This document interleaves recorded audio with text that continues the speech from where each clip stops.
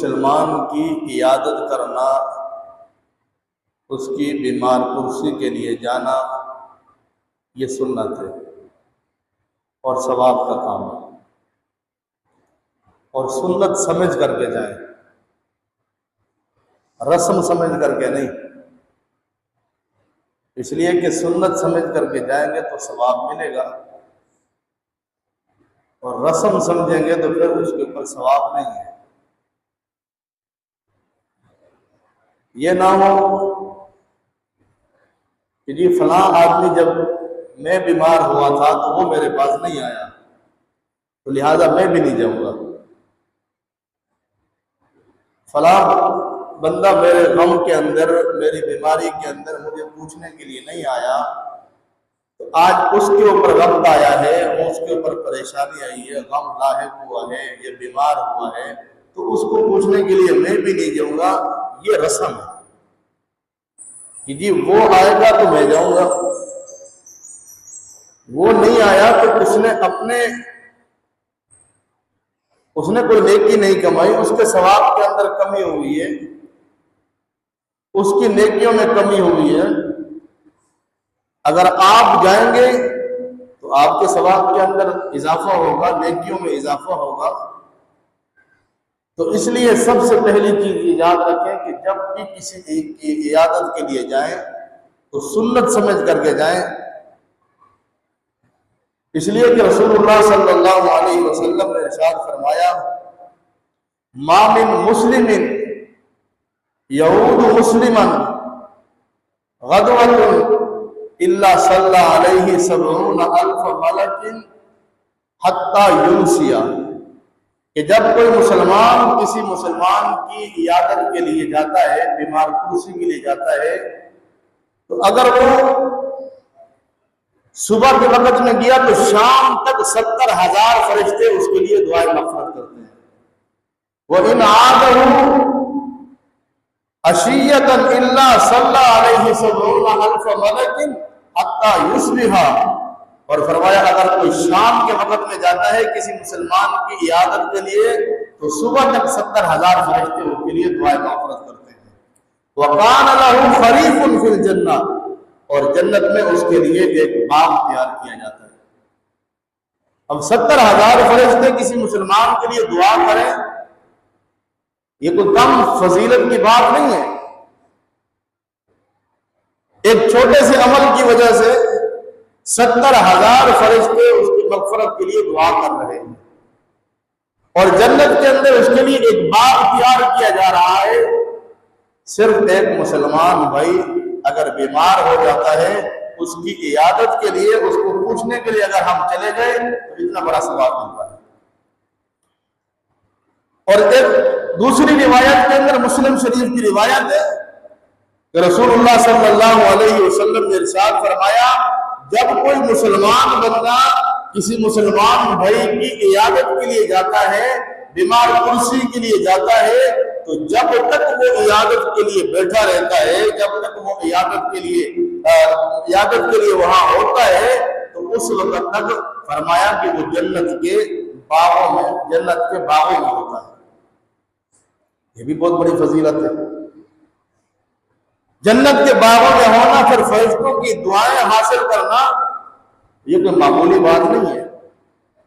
بہت بڑے مقام اور مرتبے اور فضیلت کی بات ہے۔ اب عیادت کے کچھ آداب بھی ہیں کہ جب آدمی کسی کی عیادت کے لیے جائے تو اس کے کچھ آداب ہیں۔ سب سے پہلے نمبر پر فرمایا کہ عیادت جو ہے، من عاد منکم فلیخفف، جب کسی عیادت کے لیے جائے تو مختصر وقت کے لیے،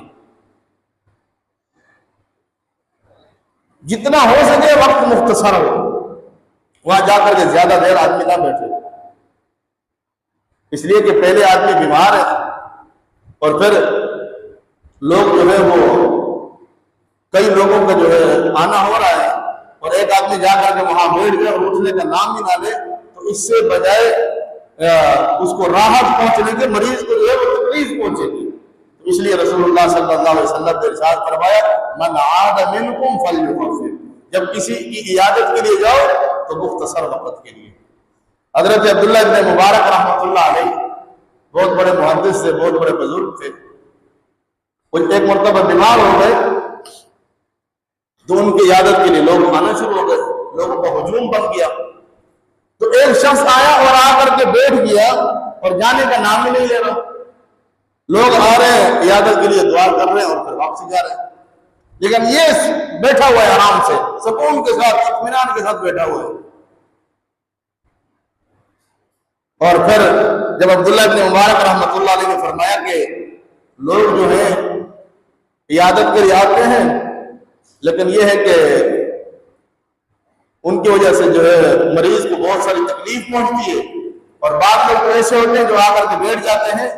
اس کو سمجھانے کے لیے کہ یہ کسی نہ کسی طریقے سے سمجھ جائے کہ میرا یہاں زیادہ دیر بیٹھنا جو ہے مناسب نہیں ہے.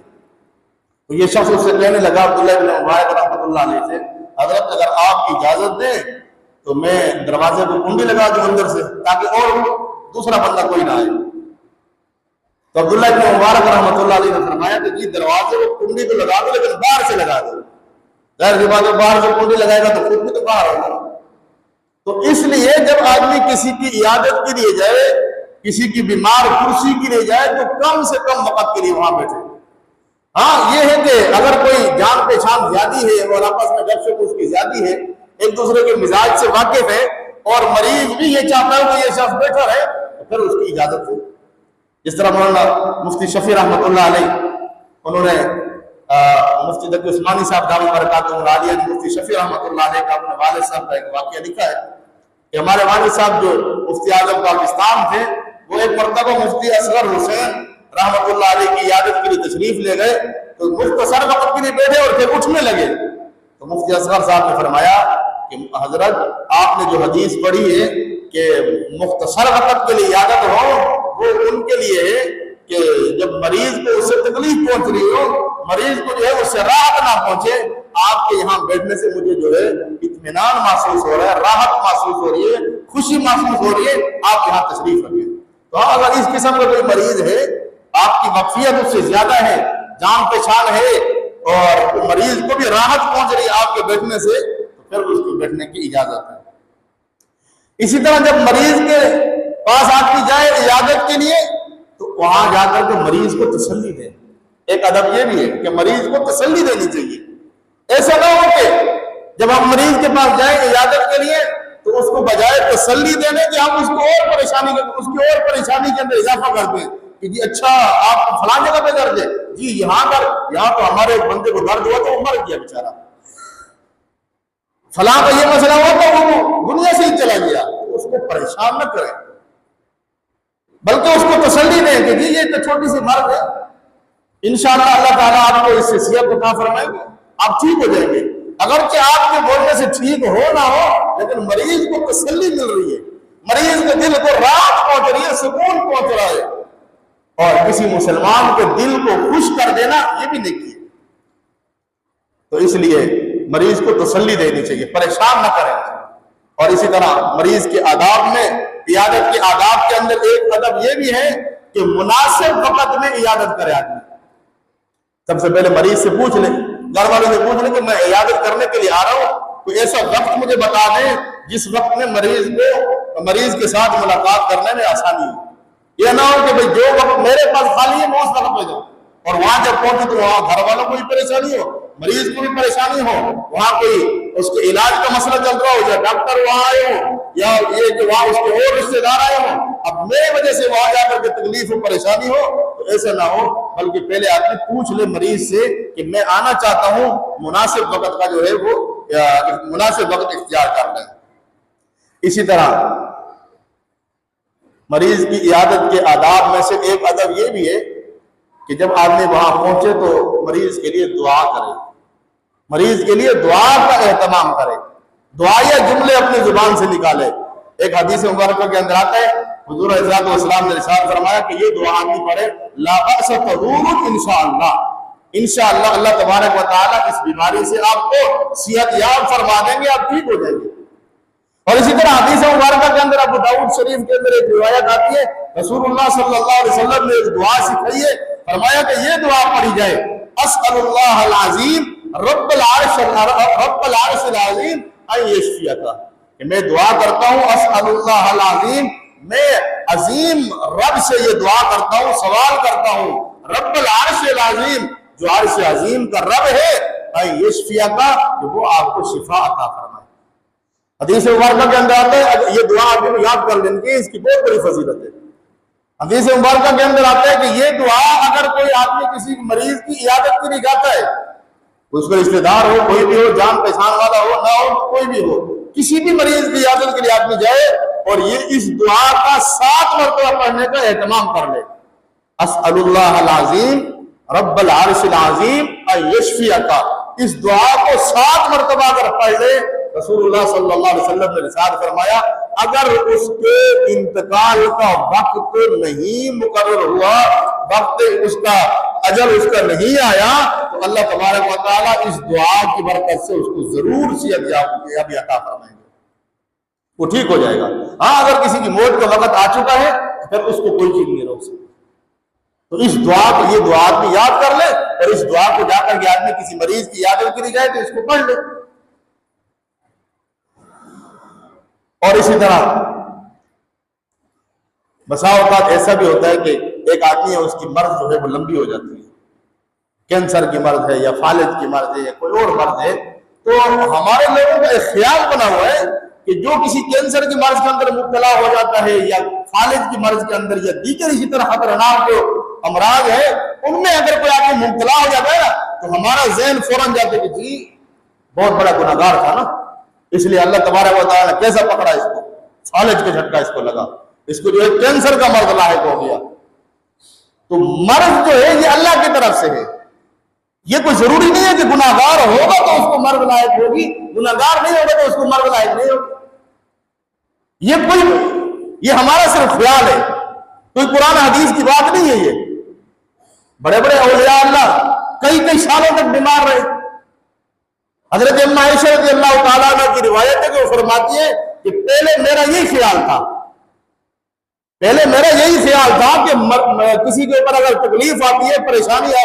تکلیف آتی ہے اور تو شدت کی وجہ سے اگر اس کا انتقال ہو جاتا ہے تو میں یہ سمجھتی تھی کہ شاید یہ گناہگار ہوگا، لیکن جب رسول اللہ صلی اللہ علیہ وسلم کو مرض وفات آیا، آپ علیہ السلام کو 3 دن تک بخار کے مسلسل بخار رہا اور تیز بخار تھا، شدت کا بخار تھا، تو پھر مجھے سمجھ آ گئی کہ یہ گناہگار ہونے کی وجہ سے نہیں بلکہ اللہ کے نیک بندوں کو بھی بخار آ سکتا ہے، اللہ کے نیک بندوں کو بھی بیماری آ سکتی ہے، ان کو بھی تکلیف پہنچ سکتی ہے۔